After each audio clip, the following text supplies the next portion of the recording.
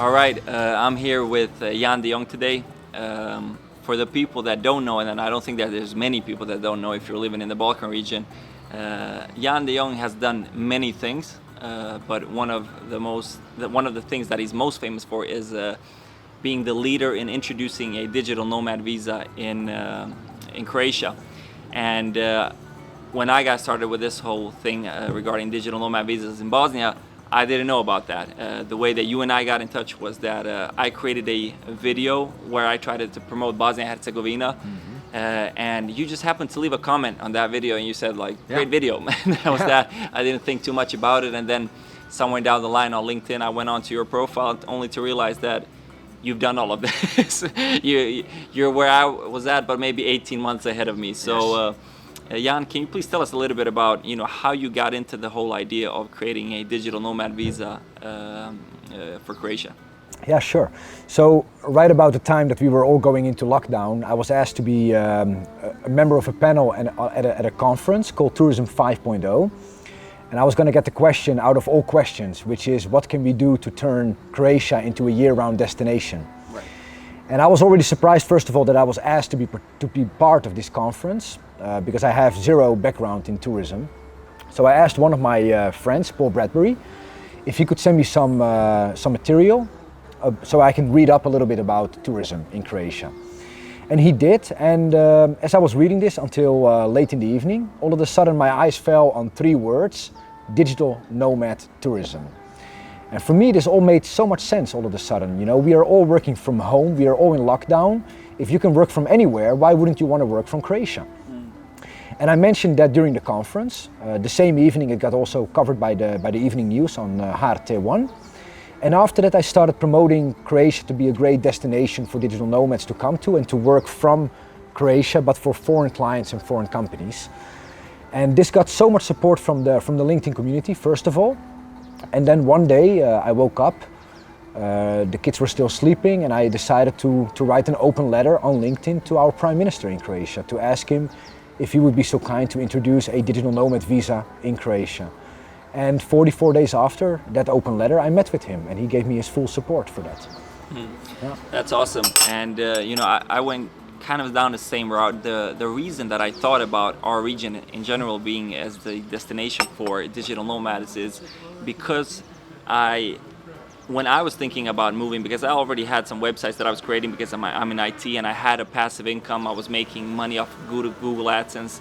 And when you're making money off of Google Ads, obviously you know that wherever you are in the world, you're going to have the same amount of income. Mm-hmm. So literally for me in 2015, I was thinking about destinations like Bali, Thailand, the usual ones. But I was also thinking about what happened to be my home country in Mostar, in Bosnia and Herzegovina. In the end, I did move back and I kind of went a different route. I started a company, but it was still very obvious for me that this is a great destination for digital nomads. Yeah. And there are a few reasons that I think that is. And when I found out that you had already done this, I made sure to actually come to your house and visit you in Split, which was a great experience. Yeah. And the way that you framed it for me and what you mentioned here earlier, like that these are actually just long-term tourists. Yeah. Can you explain that concept a little bit more, how every country can look upon digital nomads? Forget the fuzzy word digital nomads. What is it that they are really? Yeah, well, I mean, it's called slow tourism, I would say. So people want to explore a region or a country, but in their own time. So they don't want to just go there for 1 week or 2 weeks and see as much as they can within a very limited time period. They want to be there for, let's say, a year, work from there and take the time to explore different parts of the country. And I mean, Croatia obviously for more than 20% of its GDP depends on tourism. So if there's one thing that you can talk about in Croatia, it's tourism. And then when I explained digital nomad, let's say the digital nomads coming to Croatia to be a form of tourism, that's something that they understood very well. And if you then explain that those digital nomads, they're planning to be in the country for a longer period of time, spending their money also in the off season in Croatia, that's something that a lot of people understood and people were very eager to hear more about it. Definitely. Yeah. And one thing that stuck with me, as you mentioned, that it was long-term tourism. I thought about, my home city of Mostar in Bosnia and Herzegovina, which is a beautiful, beautiful place, but also famous for day. Yeah, you've been there, right? Been there, yeah. So, but it's also famous for like day tourism, because usually people go to Dubrovnik, to Makarska, they go there for summer vacation, and they take a day trip to Bosnia and Herzegovina. So, in my mind, by the theory, a simple logic that I went by was that, if they come one day, that's how much they're worth a day. But if a digital nomad stays in Mostar for 365 days, for the Bosnian economy, that's a person that's Huge 365 times more worth, just by that simple logic, right? And one thing that I know that has to be the next step, Croatia is already well on their way. We're trying to figure this out in Bosnia and Herzegovina as well. When we spoke in Split, you told me there are 3 things that digital nomads care about. It's beautiful weather. It has to be relatively cheap, right? Yeah. That's another. And the third one is a community. Yes. And I feel that that's the tricky one. If we have the first two in our bag, the third one is a community. What are you working on that front? Well, I mean, it's not only me, first of all. I mean, we started, of course, last year, we started the Digital Nomad Association. We are basically there to support any private initiative that wants to contribute to a, let's say, more developed digital nomad ecosystem in Croatia. So, I mean, for example, like last week there was a huge announcement that they're starting the Digital Nomad Valley in Zadar, which is in collaboration with Falkensteiner Hotel, where they're now making mobile homes available for digital nomads. There's going to be a community leader, and I mean, like in a matter of 5 days, they already had 65 people sign up for that, and that's how you actually create and build a community in Croatia, by more and more of those kind of private initiatives. Absolutely. Yeah. And I'm going to go off the topic of digital nomads a bit, because this is maybe what people recently have come to know you by. But I remember when we spoke the first time, you said one of the reasons you got active on social media is because for 10 years you built a company that became a huge company and you actually sold it off, but you didn't have basically any memories of how it happened and what that path was like. Yeah. So can you tell me a little bit about your choice to actually be a bit more of a public person now, what it is that motivates you now with this second company as opposed to your first? So if you could tell us a little bit what you did before and what it is that you do now primarily. Yeah, so I mean, being a person that has been obviously covered a lot in the media was mostly because of the digital nomad visa. And of course, after that, a lot of other things that I'm doing are being covered in the media. It wasn't really done by design, it's more a result of what I'm trying to do. For the past, I mean, I'm living in Croatia for 15 years now. I came to Croatia when I was 22 years old, back in 2006. Started my first company, grew it from 0 to more than 400 people. And like you said, I never documented any of that, I mean, I don't even have a photo of what happened in the first 10 years. And after I actually made an exit from that business back in 2016, I started some other businesses. And then in 2019, I started actually creating content on LinkedIn. And I just found out that, by creating content on LinkedIn, that it's a perfect way to engage with a lot of people. And of course also great for business development. And then when I got a bigger and bigger following on LinkedIn, I figured that I can also use this LinkedIn channel for the purpose of moving this country forward in many ways, So yeah, the digital nomad visa is one of the things, but just to be putting content out there to inspire, to motivate mostly the younger generation in Croatia, for me that's very important. I have planned my future to be in Croatia. I'm a father of 4 children. I hope that they also plan their future in Croatia. I mean, of course, if they have other plans, then I would be supportive to that as well. But if they would want to stay in Croatia and develop their careers here, that would be my wish. But yeah, I think that by spreading a lot of positive energy and by creating that kind of content on LinkedIn, if we unite ourselves and if we have a common goal of helping to prepare Croatia or the region for the next generation, for me that's very important.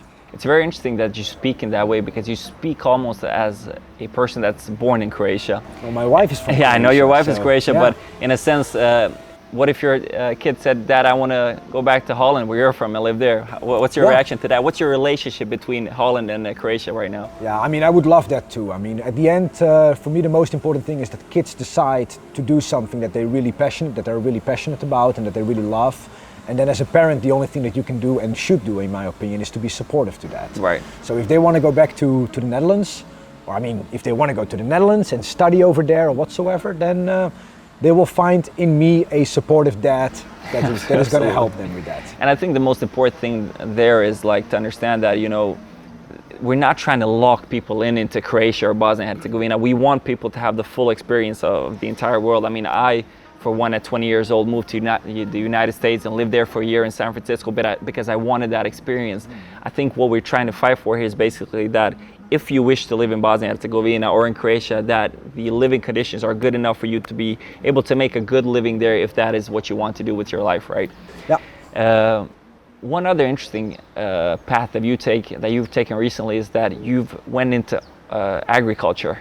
And I've never learned as much about agriculture as in our first meeting, and just understanding that, you know, Holland is one of the leading countries as far as having one of the best universities in the world, maybe the single best university in the world regarding this. What is your reason for going down that path? Obviously that has nothing to do with anything that you've done before.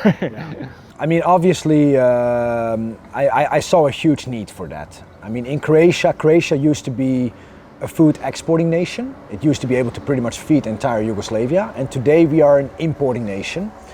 And after just witnessing that for several years, that started to become very painful to me. You know, a lot of people there are telling me that Croatia, that we have amazing food, that we should be able to feed the world, or Europe at least. Yeah.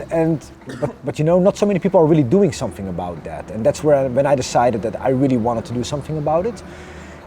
Being Dutch, being from the country that is the second largest exporter of food in the world after the United States, the Netherlands being a smaller country than Croatia, I thought by myself that if the United States can be first, if the Netherlands can be second, then why wouldn't Croatia be able to take third position, so to say?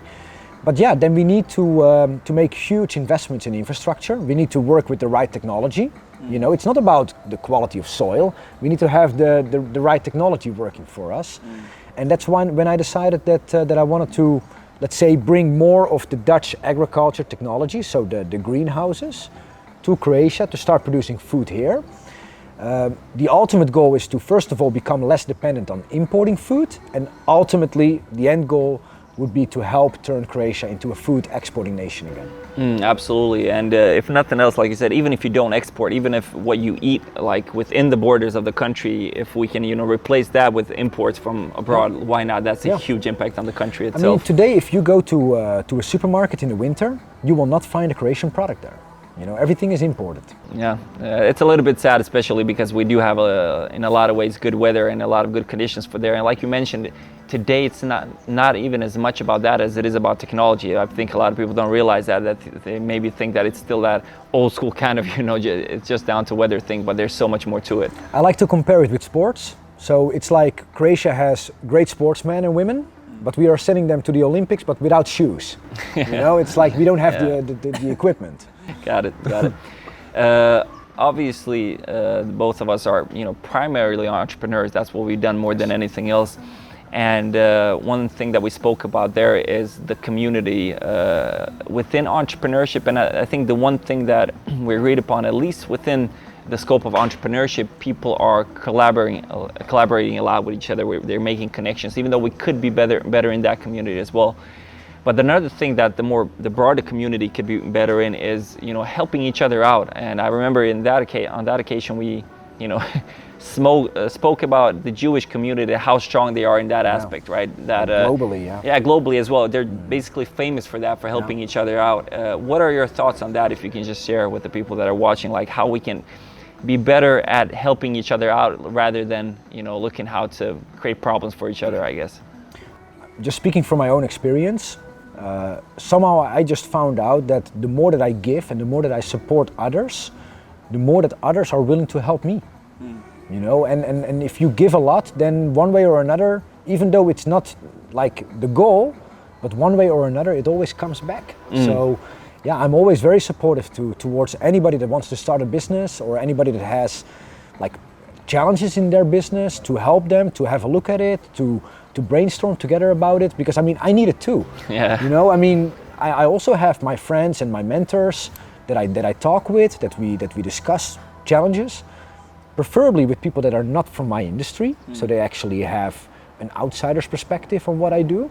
Yeah, it's very helpful, and I think that as an entrepreneur, you know, being obviously the owner of the company and therefore at the top of your company, it's very difficult to find that sometimes like among colleagues.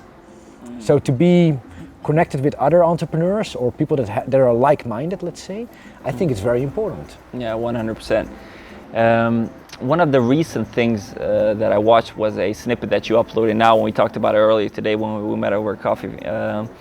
It was recorded about 6 months ago, and you spoke in a video how you were worried when you sold your first company at 31 that this will be the peak of your career basically at 31, and yeah. I can understand why that would be a scary thing, right?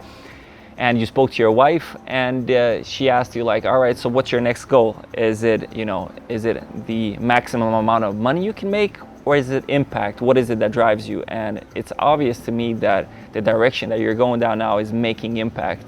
Can you tell us a little bit about that? What is it that drives you in that sense? And do you have any long-term goals for yourself?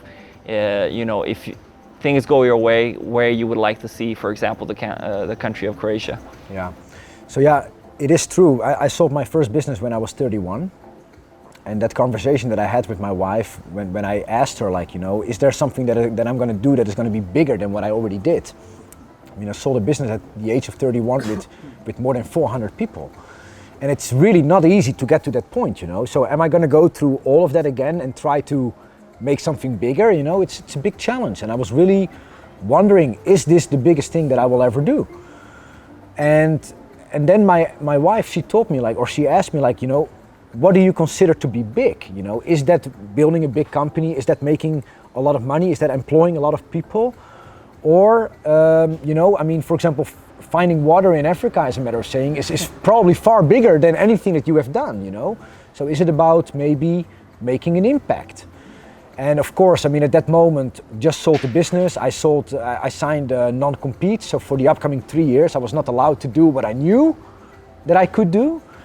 And I kind of had to completely reinvent myself. And at one point I really decided that I wanted to use, let's say, my entrepreneurial skill sets to help prepare Croatia for the next generation. That was my goal. Yeah. And at that moment, of course, I didn't know what I was going to do, but I knew that if I would open myself up to those kind of goals, that eventually I would find things that I would feel passionate about, where I could make an impact through an entrepreneurial effort in Croatia. And one of the most recent things that has created an impact as well, I'm not sure if that was a strategy for that, but it's been very well publicized in Croatian media and obviously in the entire region, because I've seen 100 articles about it myself, is the fact that I don't know if you're the first company in Croatia, maybe, probably, the first company that introduced a four-day work week rather than what we've come to know now, 5 or in some cases even 6. Can you tell us a little bit about your thought process there, why you went down that route, and what do you think the future will hold in that regard? Yeah. So I'm also not sure if I was the first to introduce this. Definitely the first to be very vocal about it. There are some other companies that have introduced a 4-day work week, but they're actually working 10 hours a day. Oh, okay. So at the end they still make 40 hours. 40 hour work, yeah. But we decided that we wanted to work 4 days, but like regular days, so 8 hours a day. It started before the summer. We are all working from home, and it makes it very blurry. When do you start working and when do you finish working? I've never received more emails like at night since we started working from home, because people are, maybe during the day they have a break or they do some other things and then they catch up again later, they work in the evening. But I think actually that working from home and being therefore actually always in your office makes a lot of people work more. And for me that was not a healthy thing to do. So I thought, what can we do in our company to really make sure that people have enough time to relax, to spend time with loved ones, to do exercise, to do some self-development. And my idea was to do that by actually working one day less. And the first thing that we did is we checked internally whether the workload that we are having, whether that would allow us to work 4 days. So we gave we asked some questions to our staff without revealing yet what we were about to do. Yeah. Yes. And then after analyzing the feedback that we got from our staff, we thought, okay, this is obviously possible for us to do. And then when we announced it, it was during the summer, they were all super thrilled about it. They loved the idea. And then we decided that we were going to introduce it as of 1st of September. So we've been doing this now for about a month. We are now beginning of October. Like 10 days ago I spoke with my colleagues, and what they told me is that first of all they feel that they have much more time for everything, especially all the private things that they want to do, so the family chores and whatnot.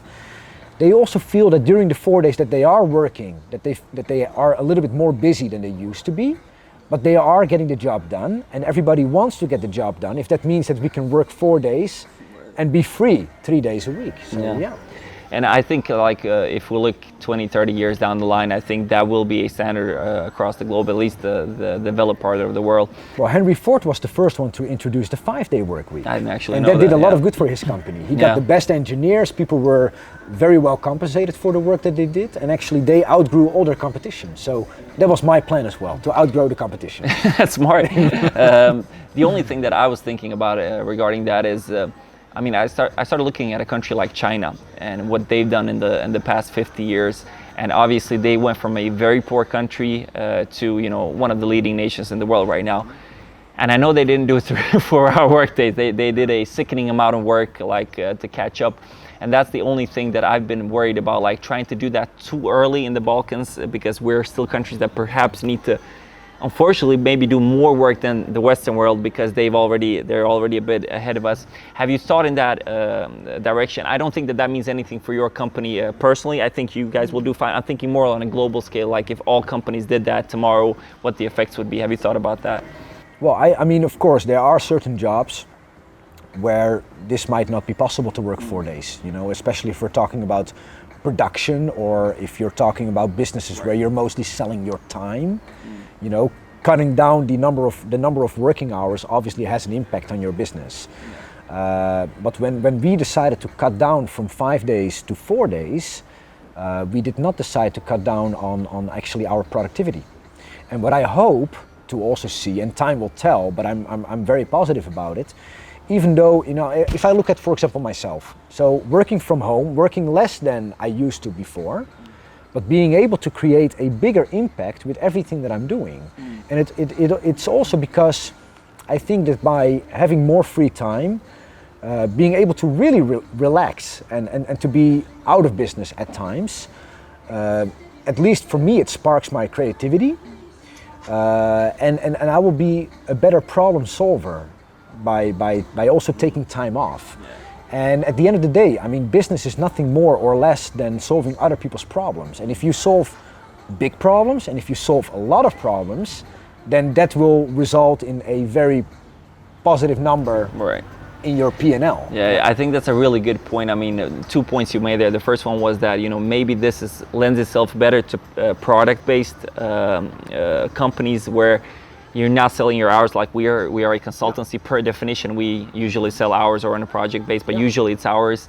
And the other part there is, if you are a part of a company as well, creativity is a big part of that, because you're doing a scaling factor with every new decision, right? So I think it lends itself way better to those kinds of companies. So I don't think that it's a weird decision, and I applaud you for being on the forefront of that decision in Croatia. One thing that I, for example, also noticed is that in the past, when I would ask people that are having like really, let's say, big corporate positions, if I would ask them, how are you doing? The first reaction that they very often give is like, oh, so busy. I'm so busy. And in a way, I feel that kind of is like linked to a certain status, like it's good to be very busy. Well, on the other hand, if nowadays, if people are asking me, how am I doing? I'm like, I'm doing great, I just had a 2-month holiday, and it's like, well, hold on a second, But for me, actually, I think it's much better if we are actually bragging about the work-life balance that we have and the time that we can spend with loved ones than that we are bragging about not being able to see our kids because we're so busy at work. Absolutely, absolutely. I think it puts things in place again, so to say, and it puts down real values. Jan, it's been a pleasure. Obviously, the sun is setting on us here in beautiful Budva. Yes. But it's been an absolute honor, and I think it's great for the entire region that you are around. I'm so happy that you are going public with this information on LinkedIn, because it does have that effect that you're talking about. You really are making an impact. I mean, on me, on Angela that's sitting over there that introduced me to you. You are having a huge impact, and I hope that a lot of other people that are doing that as well will also be public with that, because we need more role models in this part of the world. So thank you much for just being you. Thank you so much for having me. You got it. Jan de Jong, how can people find you on, well, you're primarily on LinkedIn, so Jan de Jong, can we spell that out somewhere here? Jan de Jong on LinkedIn, that's where you can find him, and obviously you found me on LinkedIn, and this is my LinkedIn. Awesome.